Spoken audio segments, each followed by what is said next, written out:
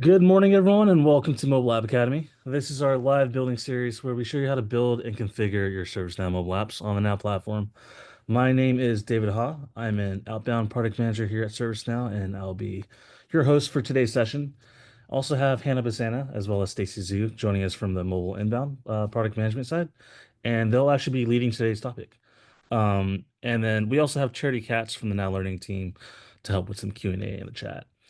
If you do happen to be joining us for the first time, welcome to the session. We do host these academies on the last Tuesday of every month at 10 a.m. Pacific, and you can find our recordings on YouTube on the ServiceNow community channel. Before we started, I just want to share with you this product lab research program in which we invite you to answer a few questions to kind of share your experience with using our builder tools. You can also preview upcoming features, offer valuable feedback for us, our mobile team to review, and you even have the opportunity to earn like an e-gift card or have some ServiceNow branded merchandise for sharing your time with us. But do note that your insight will play a key role in shaping our product features, strategy, and future user experiences with mobile. And participation is also voluntary, so you can also choose to opt out of this program at any time. Um, Sign up, just scan this QR code to access the survey. Survey doesn't take more than a couple of minutes. And if you have any questions, feel free to contact our UX research team at this email below. Okay. Just want to point out a few resources in case you're unfamiliar. But we do have these self-enablement resources that you can find on our community site, such as our Essentials Training blog, mobile FAQs. We are recently updating some of these posts to get ready for Knowledge 2025. Hoping to see some of y'all next week if you happen to be joining us. We do have a mobile booth. If you have any questions, feel free to um, reach out to us in person. For more hands-on training, we do have labs and Now Learning courses available. And of course, a playlist to all of our previous app academies, which you can find sessions like getting started with mobile agent or getting started with Now Mobile. But with that being said, let me now pass it over to Hannah to get us started and to take us through today's topic. Awesome. Thanks, David. Um, Great. Well, welcome to the session. This is the Mobile App Academy on how to get the most out of your ServiceNow mobile app.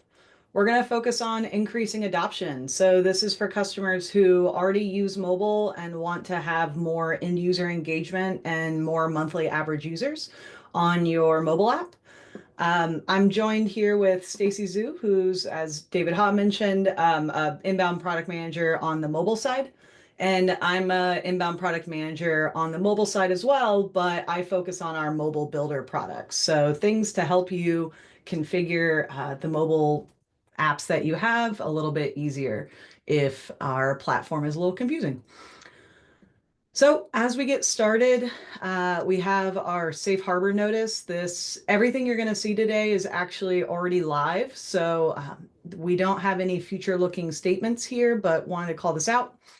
And today what we're going to go through is a quick overview of all the features, but this includes instance prefill, a public facing mobile site, pre-login, user segmentation, theming, and multi-theming. So this is all ways to get more engagement on your existing mobile apps. And then there's going to be a quick plug on mobile publishing a little bit later. So let's dive in. Here are a few ideas on what we're going to chat about today on ways to increase your adoption. What I want to call out is this has an overview of each of the features, but all of the features we're going to chat about today in depth are ones that both the GA ServiceNow apps, so the general availability apps on the third-party stores that have the ServiceNow logos, all of them are available on the GA apps as well as any branded app, a white labeled version of our ServiceNow apps that might have your company's logo or icon and a custom app name as well. So that goes into a little bit of branding is the only exception where branding is obviously only available on the branded app. And we'll speak to the difference between theming and branding at the end of this session. So the first item we're going to go into is instance prefill. This is where end users can skip the instance population screen and jump straight to their SSO or username and password. So without further ado, instance prefill. So as I mentioned, the intention of this is to skip the instance population screen where you have to type in the full instance name in order to get access to your username and password screen. This is an adoption friction, as most end users don't know their instance URL before logging in, and many forget during the re-logins at any point subsequently if they update their mobile app, update their mobile phone, or if the session just gets cleared. So our solution here is that the ServiceNow mobile apps can now store instance data. And this feature differs by general availability ServiceNow apps and our branded apps. So the GA apps, after initial login, the mobile client stores the instance URL for pre-population for future sessions. So what this means is once the end user types in the instance URL once, the mobile client will store this thereon after, so they never have to type that in again. Now, if we want to alleviate the initial friction of ever having to use the instance URL itself, that's something the branded apps can do, is the instance URL can be baked in to the branding to allow pre-population for first-time logins. If the branded app admin decides to forego this feature, otherwise they leverage the GA app functionality. So even if they do type it in the first time, it'll be remembered moving forward. And then an option to help ease some of this pre-population for initial sessions that are available for both the branded app and GA app are MDM vendors. So this is like Intune, BlackBerry, Azure, I guess, BlackBerry. Um, they can populate the instance URL for your end users. And then we also have a deep linking pre-population alternative. And what that means is, and I think there's another Mobile App Academy session on deep linking specifically, but you can send out a URL to your end users to download the mobile app. It'll link them directly to the third-party site, Apple or Google, and pre-populate their instance. That's everything the deep linking URL does. And that method's called get prefill link. You can learn more about that on ServiceNow docs. But for now, I'm going to show the instance URL being baked in. So I'm going to hop into this demo. Okay. Now I mentioned the GA apps are smart in that they will remember this on the second, third time, any other time the user logs in other than the first time. Our mobile publishing apps have an option, and I'll show you. This is our mobile publishing homepage.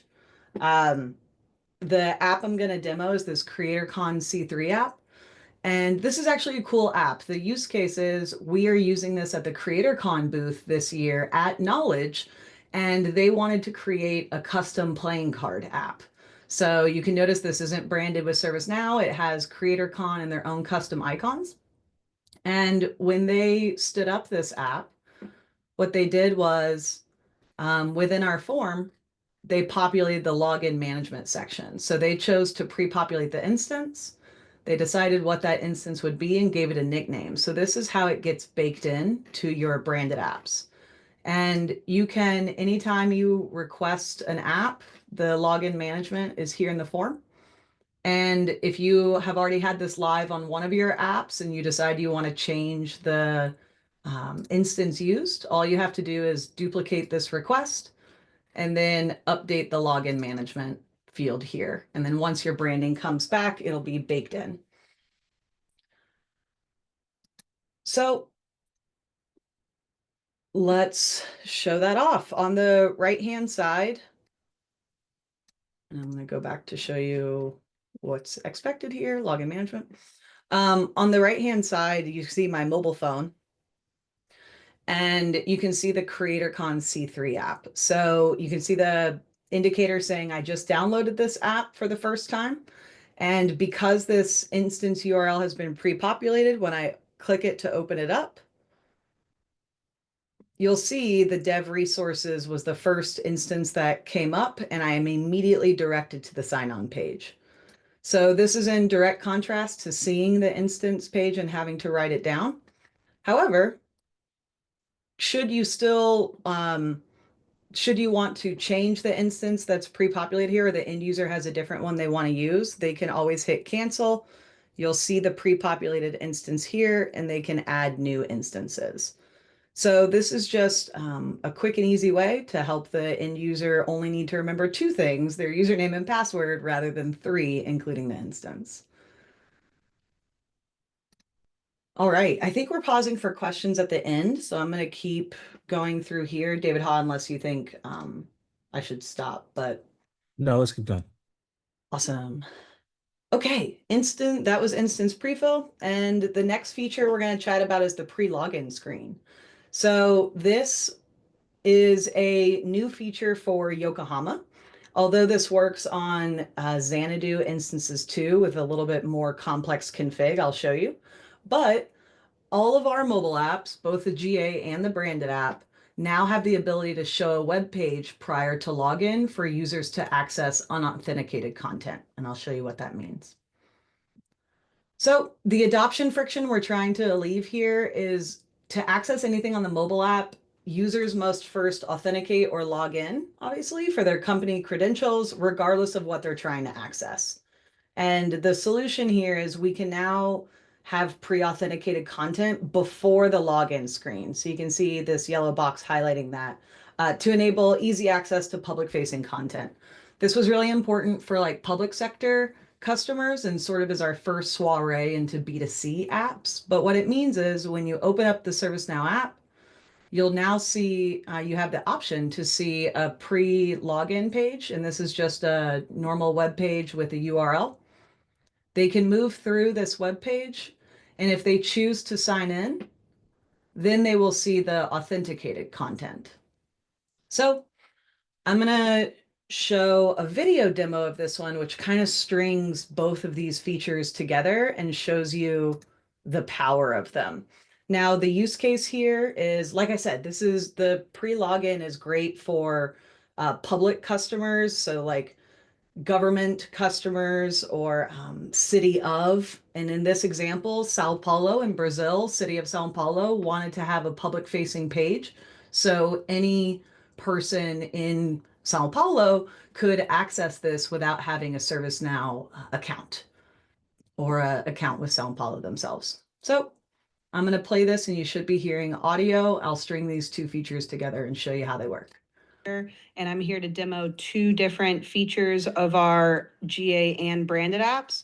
One is the pre-populated instance URL, and another is a pre-login landing page, a public-facing web page. You can see some configuration here on the right-hand side I'll speak to in a second.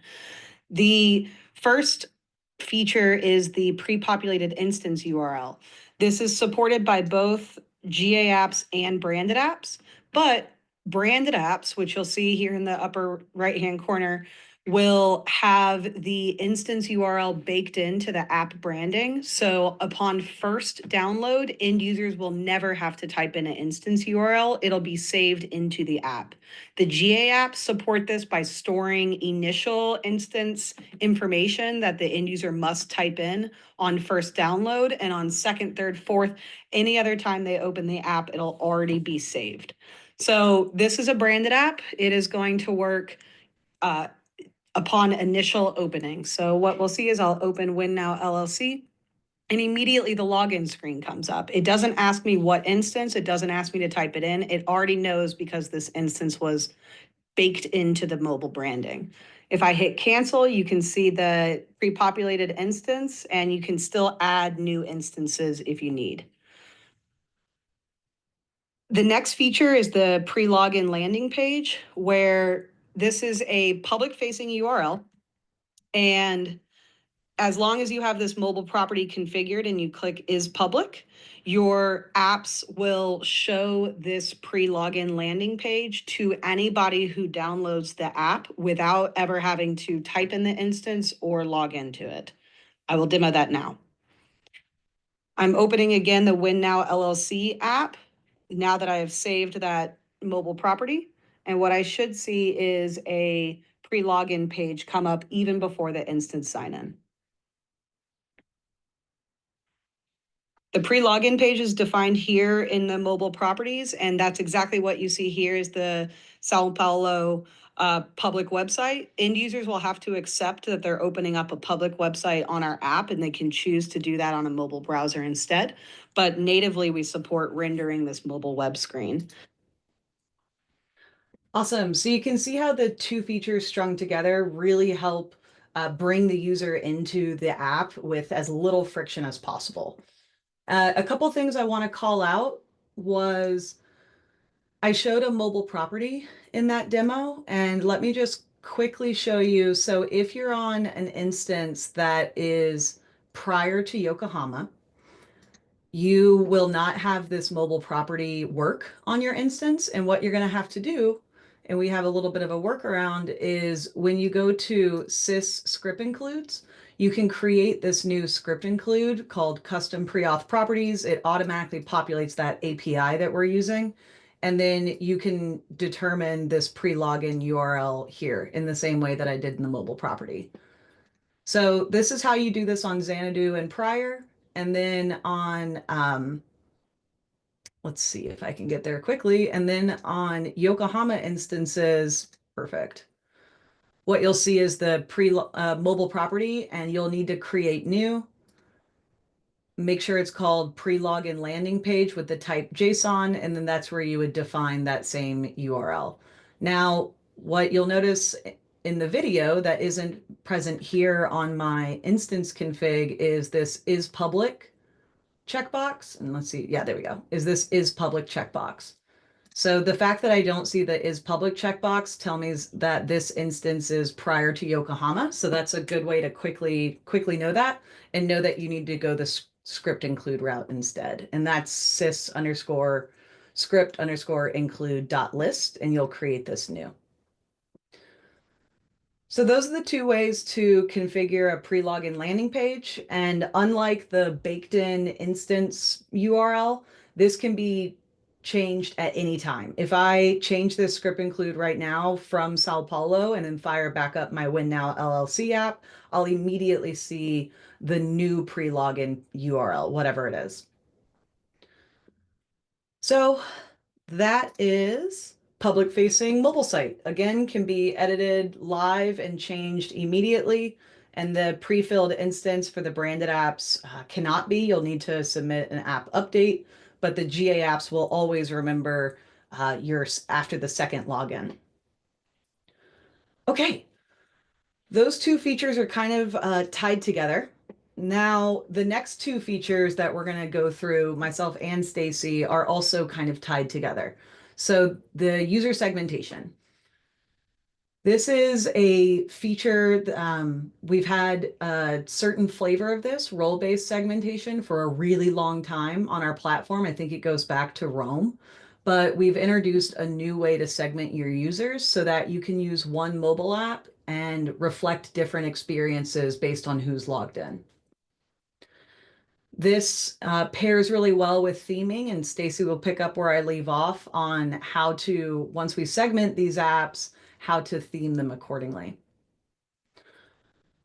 All right, so user segmentation. I'm going to go into my busiest slide in the whole presentation that explains the different types of user segmentation we have. So role-based segmentation, like I said, has been available since Rome. This is very similar to what you've seen on like web pages, and we've been supporting role-based segmentation for all of our different mobile screen types. So web screen, list screen, activity screen, detail screen, calendar screen, etc. All the different screen types, and plus functions, so buttons, and I'll show you what that means. All of those have been supported with role-based segmentation. And now we have a new way of segmenting your users called user criteria. So where before roles related to, am I an admin? Am I an FSM employee, an HR employee? Am I just an end user who needs to see everything, right? That's how roles work. User criteria can further segment roles. User criteria extends roles by allowing you to define different attributes. So user criteria allows you to define things like location. Only North American employees can see this screen. Companies, only people in subsidiary A can see it, or certain departments, and more. So this is another way, and user criteria is used a lot on the web. And the idea was if you have user criteria on some of your ServiceNow portals, we could use that same user criteria in the mobile version of those portals. So there are a couple records that support user criteria segmentation only. That's navigation tab, screen tab, and launcher tab. And then icon section destinations. I'll explain this a bit more. And then many records, 8 different records support both role-based segmentation and user criteria. So this is the list. If you don't want to remember, and you probably shouldn't, remember everything in these 3 boxes, what I've done is linked the documentation, and it's called mobile components where user roles and user criteria permissions apply. And this doc will, once it verifies, there we go, has a table of everything that I just reflected on the PowerPoint as well. So to go into this a little bit further, I have 2 different use cases. One is one company app with different roles that need different views. This is the most common use case around segmentation. So what you can do is you can segment the in-app experiences using role or user criteria access on individual mobile components. You can use all, one, or none of the combinations I'm about to show you. So here I have 5 like most common options here. A navigation tab, so just the tabs in your mobile app. This might be the easiest way to segment is using user criteria on the tabs themselves. Only show tab 2, 3, and 4 to people with in North America, 2 people with this role, etc. So, and I mentioned, let me go back to the slide. I mentioned here there are records that only use role-based, only use user criteria, and the ones that use both. So I went ahead and called them out here. These navigation tabs can only use user criteria segmentation. Another option is within your homepage, your launcher screens, you can dynamically show or hide different UI sections. So icon sections, record sections, list screen sections, media sections, etc. And you can segment that with role or user criteria. Further customizations include even just within these icon sections, you can choose which icons are shown to which people based on roles or user criteria. Additionally, as I mentioned, all screens and in mobile have the ability to be segmented by user criteria only, not role segmentation. So if they, and you notice this screen highlighted has like a back button, my schedule. So if they clicked my schedule, but you wanted, if you didn't, if you didn't adequately segment based on roller criteria, the shortcut, you can also segment the destination screens themselves. So even if they do use this shortcut, they'll see that you do not have permission to see this screen. So you can see how these kind of build and nest on top of each other. And finally, something that I think is really, really applicable and kind of slick is we can do role-based segmentations on functions. So functions are just buttons in the mobile app, right? But a lot of the buttons we have are like accept case task, close complete this work order task, open up new holiday records, etc. You can hide those buttons and effectively make these records like read only. So instead of close complete, accept, reject, delete, edit, whatever, you could hide those buttons and just make these read only for people who don't need to be taking action on any of the records shown. So here's a couple ways that you don't need to stand up a bunch of mobile apps or even a bunch of experiences. You can segment your existing experiences per the users and groups that need to access it. So this is use case 1, right? One company app with different roles with different views. We have a second use case, which is kind of the most extreme use case. One company app with many subsidiaries. I have just a visual example here to the right. But if customers want to use the ServiceNow app to service many different companies, brands, or teams, with unique workflow needs, they have a couple options. To ensure each subsidiary only sees the workflows relevant to them, they have kind of four different options, and I'm going to dive into the first one, but explain the other ones as well. So what they can do is use either the agent or Now mobile app or both for all your subsidiaries. So this Acme customer has an American company, has a subsidiary in Mexico, Canada, and Brazil. They all have different color palettes for theming and all different workflow needs. So what they can do is use role or user criteria segmentation and theming in order to make the experiences feel unique to those users. Oops, sorry. I'm going to go through the example and show you how to do that, but a couple other options and why you might not want to go this direction. Another one that you could do is you could segment the subsidiaries and all their workflows between our two mobile apps, Agent and Now Mobile. So if I'm Acme, I could have Acme and brand A using our Agent app, and then subsidiary B and subsidiary C using the Now Mobile app, right? Now, what the features you'd be leveraging to do that is app parity. Our Agent and Now mobile apps now have all the same features, including like offline and geolocation, as of Xanadu. So what one app can do, the other can as well. So no problem isolating customers to only one app.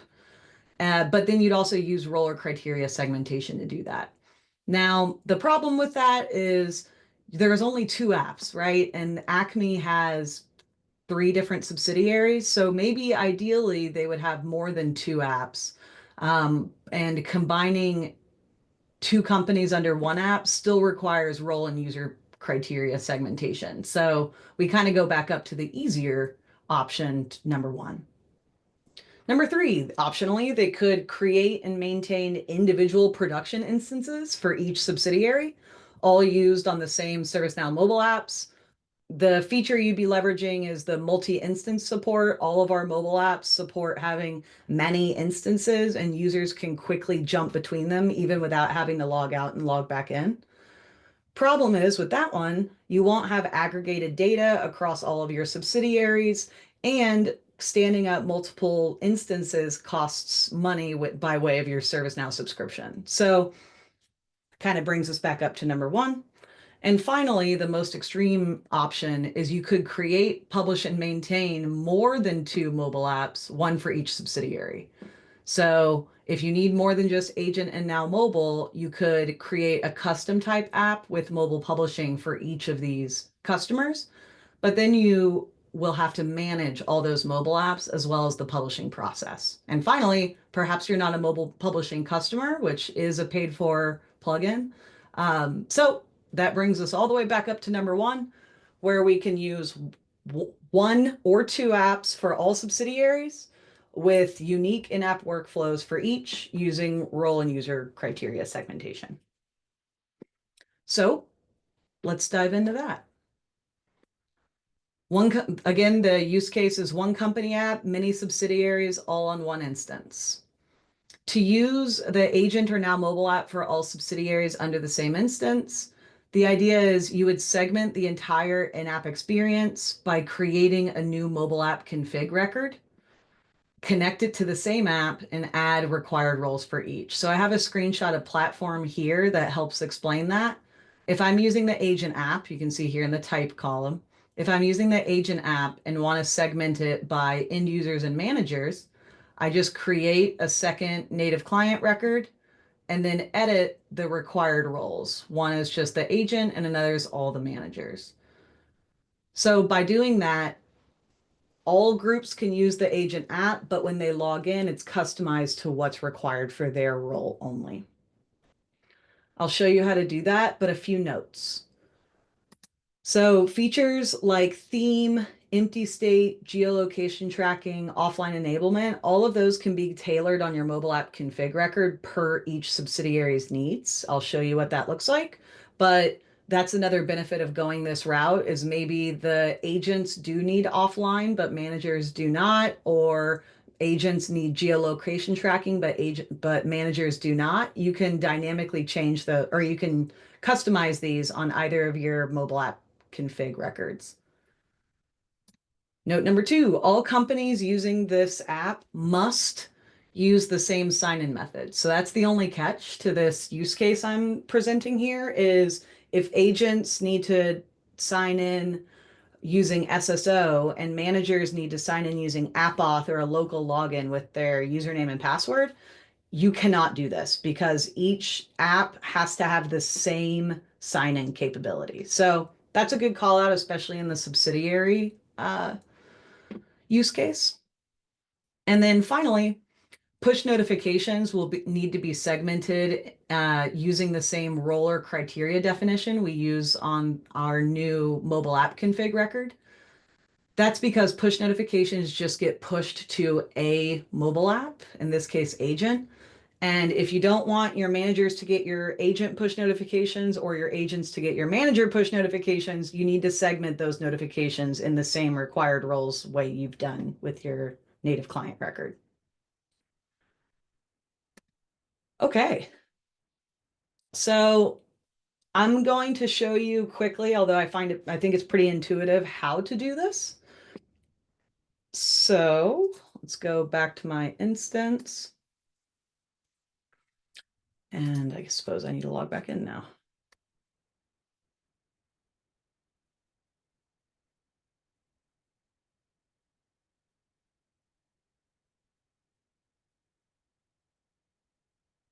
Okay, so I mentioned it's the mobile app config record, which is sys native client dot list. And let's filter out onboarding because for those of you who've been with us for a long time, you know that onboarding app was deprecated back in 2022 or 2021. Okay, so let me show you what the mobile app config record looks like. If I click into this, what you'll see is this is our agent app. The request means the now mobile app. We have a navigation bar wired up to it. And then I mentioned you could customize geolocation, offline tracking. You can see a lot of those options here. But what is important on the user role is this access control type. You could choose to do user role or user criteria. And you can pick any of these required roles here, and you can also create new user criteria. But I think the example I had was this one's just for admin. Okay, did that not take? Oh, there we go. There we go. This one's just for admin. So that would be how you manage the mobile app config segmentation. Pretty straightforward and easy. And then you have one of two options to create a new mobile app config record. You could do insert and stay and duplicate everything that your agent app or now mobile app has already configured here. Plus, you would pick up the same navigation bar. That might be the easiest. However, another option you have is going to Mobile App Builder, the product for which I'm a product manager, and doing the same thing there. So Mobile App Builder shows you the same mobile app config record. And instead of coming in here and clicking the banner for insert and update, which we don't have that capability in MAB, what you could do instead is come back here and create a new mobile app config record. You'd pick which mobile app this is for, choose what navigation bar. So you could segment the mobile app configs by user roles, but then further only surface a custom navigation bar for managers or a custom navigation bar for agents. So I'll just choose our same agent navigation bar we have here.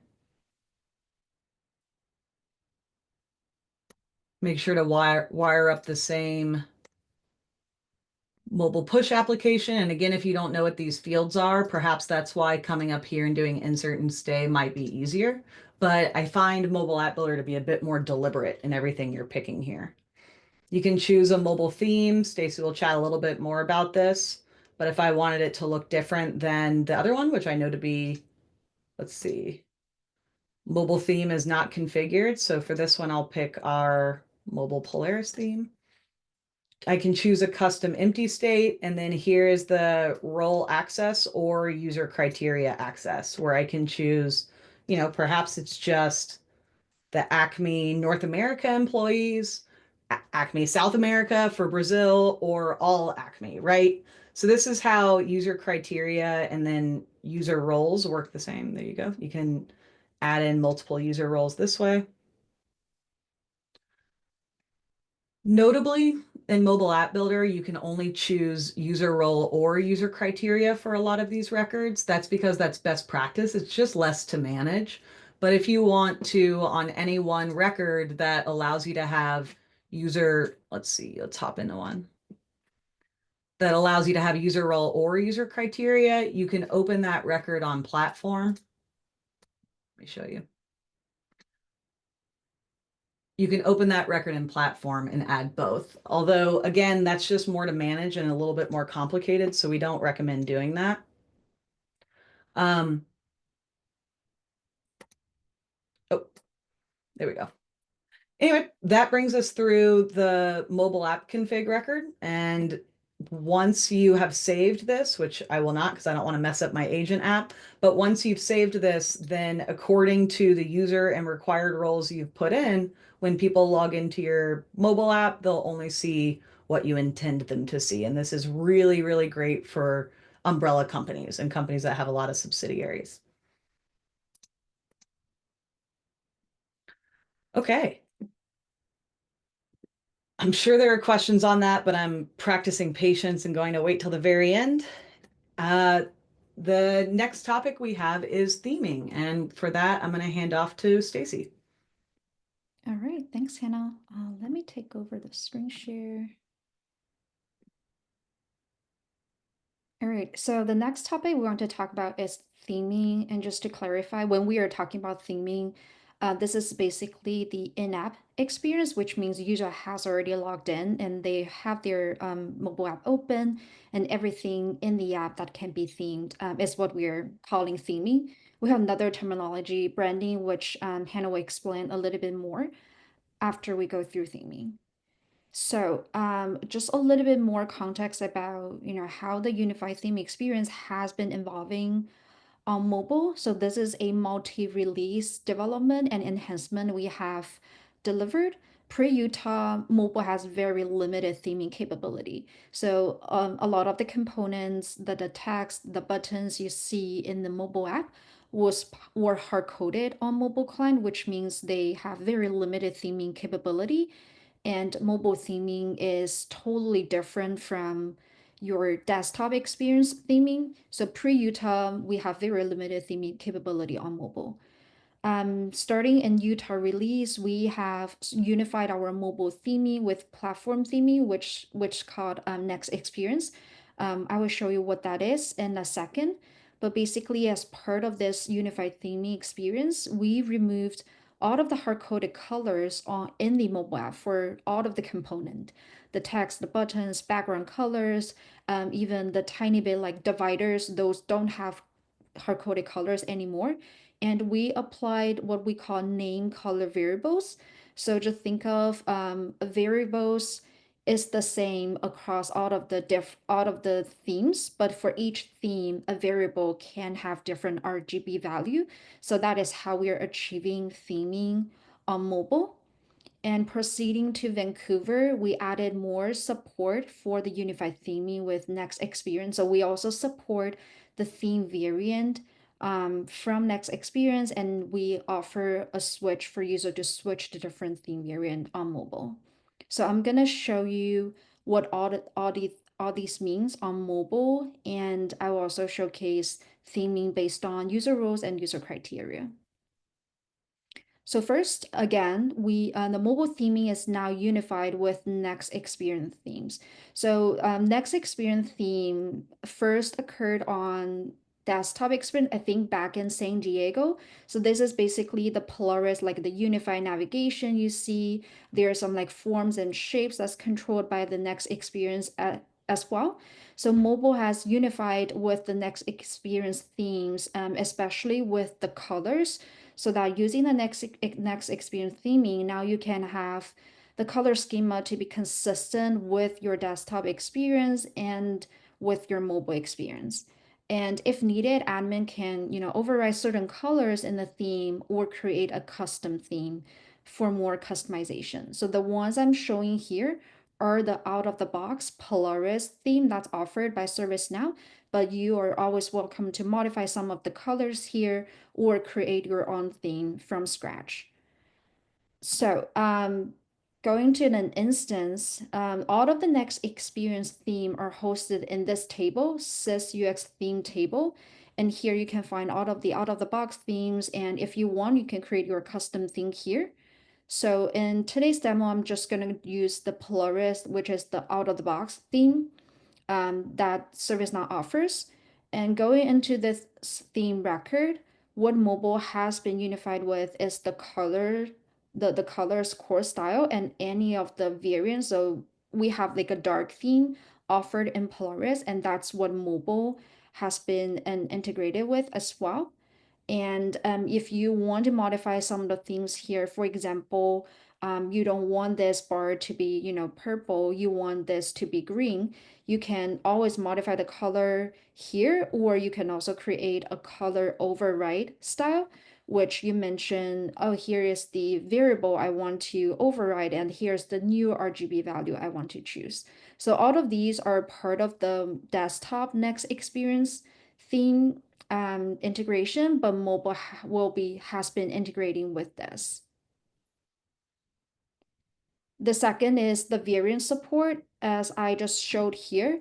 For each theme, or you can create your custom theme, you can also create a theme style that's of variant type.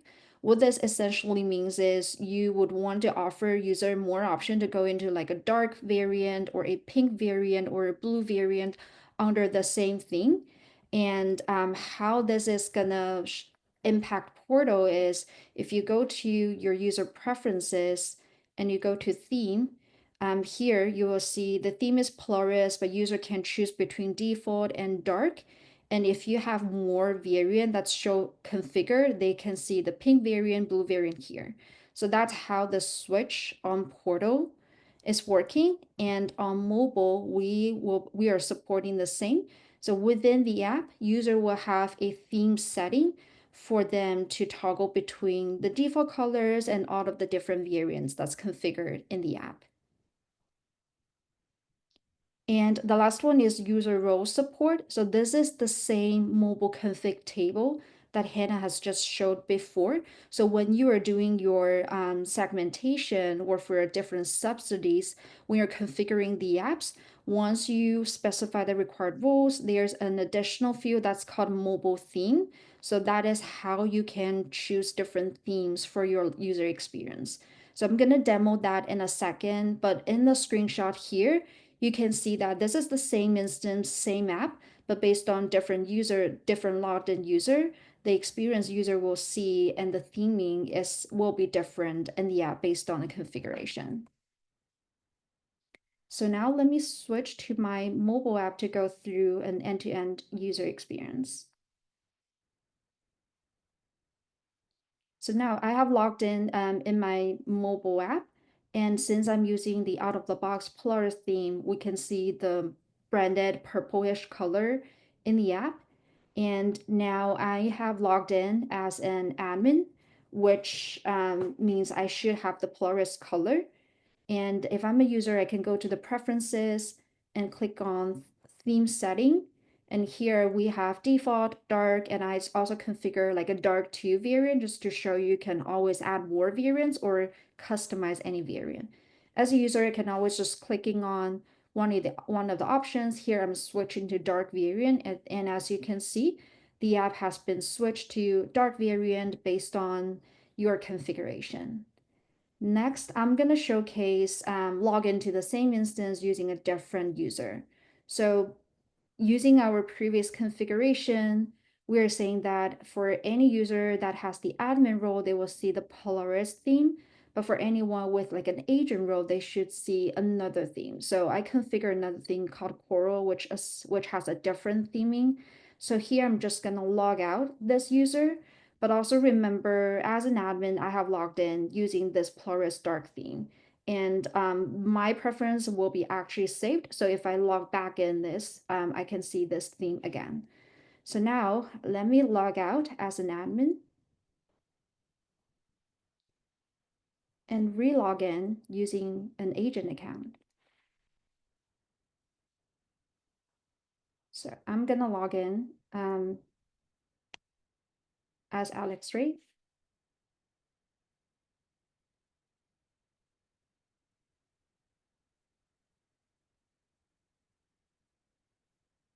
And here we can see that it's the same instance, the same app, but since the logged in user is different, the context they are seeing in the app is different. As an agent, I have more record for my task that admin doesn't.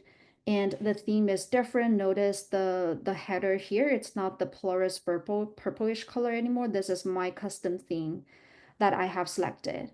And if I log out again and log back using my admin account, all of the user selection will be remembered on the device. So if I log back in right now as an admin, we will see the previous Plurus dark theme colors.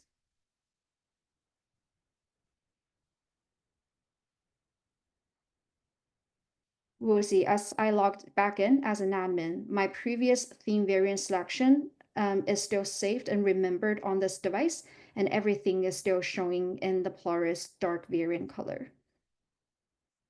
So that's it for this demo.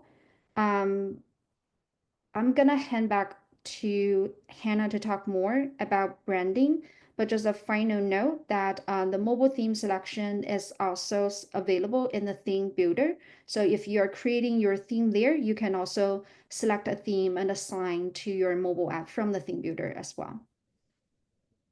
All right, Hannah, back to you. Awesome. Thanks, Stacy. And great job. This is Stacy's first mobile app academy. I think you crushed it. Awesome. So just one other call out about theming is in Yokohama. So actually in Zurich. So in August or September of this year, the mobile app themes and your instance theme is going to automatically turn over. ServiceNow is moving from the purple Polaris colors that you see when we go to all of our instances. We're changing from this purple Polaris color to what Stacy was showing, a coral, kind of more neutral color palette. So that'll automatically turn over on your instances starting in Zurich and your mobile apps. And if you ever want to flip back to the old Polaris just to for your end users, or if you like those colors better, that would kind of be a manual process to do it. But that theme record will always be available on your instance. So if you see your instance and mobile app change colors later this year, that's why. Awesome. Finally, and time check. Okay, 12 minutes. Great. Finally, I want to chat about branding. Now, I'm not going to go into this as a detailed feature, but I want to call out the difference between theming and branding. These two ideas kind of get conflated, and there's industry terminology that goes back and forth. So at ServiceNow, I want to call out the difference between theming and branding is all about the win. You can brand with mobile publishing, but you can theme any GA or branded app. And so a brand is what you see before the login screen. So the login screen kind of segments this in your mind is branding can change the app icon, app name, the splash screen, even the app listings on the third-party stores. That's branding. And then theming is changing the in-app configuration post login to show different colors, right? So that's the distinction here. Stacy did a great job of going through a couple of our theming options. And then if you want to learn more about our branding options, you can learn more about mobile publishing. This is our fourth product under the mobile umbrella. It's a mobile builders product, specifically under myself and David Murch as the inbound PMs, and David Haas supports this product as well. This is how you create your own corporate mobile branded app. It's just a white labeled version of our agent or now mobile apps. As I mentioned, this is a paid for plugin. It's included in your enterprise and pro level ServiceNow subscriptions.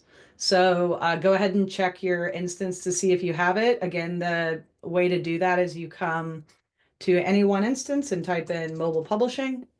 You'll see manage mobile publishing apps, and that's where you get to our mobile publishing page. Reasons you might want to check this out is there are branded app only features. I mentioned the instance is pre-built for first login. Custom type apps. So this is if you want to have more than 2 apps than mobile and agent. This is a super user feature. It's challenging to do, but it's very worthwhile, and that's only available through mobile publishing. We also have options for private distribution. If you want to keep your branded app off the third-party stores, you can privately distribute it. You can have custom app listings, change what the third-party stores say about your mobile app to be specific to your use cases. And then, as I mentioned, the custom branding of app name, icon, splash screen, and more. And the branded apps support all the GA features. The only exception is the branded apps don't currently support granular background tracking or critical alerts. But those are gaps we're hoping to close soon. To learn more about mobile publishing, David Ha and I put together a mobile app academy session a couple months ago called Mobile Publishing 101. And that's been a very, I think there's already, yeah, almost 3,000 views on it. And it's a great kind of overview of what mobile publishing can do and how to get started. Awesome. So with all 5 of these features together, we're hoping you can get more out of your mobile app and increase your end user adoptions by customizing what they see, making the look and feel tailored to themselves, and easing their first time login frictions. I want to say thank you so much from me and Stacy for sitting in on this with us. And then finally, we have mobile platform resources to learn more. The mobile research is what David Hogg queued up at the very beginning of this session. But I saw in the chat someone asking, how do we get started? If we don't know anything about mobile yet, we have our Mobile Horizon site, which is the guide on the mobile app creators and best practices.